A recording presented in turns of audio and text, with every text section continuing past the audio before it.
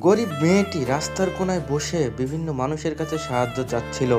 তারপর চলে আসে একটা খারাপ লোক, তার সাথে খারাপ ব্যবহার করে তার টাকা পয়সা নিয়ে চলে যায়। সেটা একটা ভদ্রলোক দেখতে পায়। তখন ভদ্রলোকটি যাওয়ার সময় তখন ওই মেয়েটি বলে, স্যার কিছু টাকা দিয়ে যান, সারাদিনে কিছু খাই নাই। তখন ভদ্রলোক কিছু টাকা দেয়, কিন্তু তার বউ ছিল দজ্জাল, তার বউ টাকাগুলো নিয়ে নেয়। তারপর লোকটি বুদ্ধি করে তার বউকে পরীক্ষা করার জন্য অজ্ঞান হওয়ার নাটক করে। তারপর যেটি ঘটে সেটি দেখলে আপনি অবাক হয়ে যাবেন। সেটি দেখার আগে বন্ধুরা, তোমরা যদি সামান্য কিছু টাকা থেকে বাবা-মাকে বেশি ভালোবেসে থাকো তাহলে ভিডিওটাকে একটা লাইক একটা সাবস্ক্রাইব করে দাও। আর তোমরা কোন দেশ থেকে ভিডিওটা দেখতেছো, বাংলাদেশ নাকি ইন্ডিয়া, কমেন্ট করে জানাও।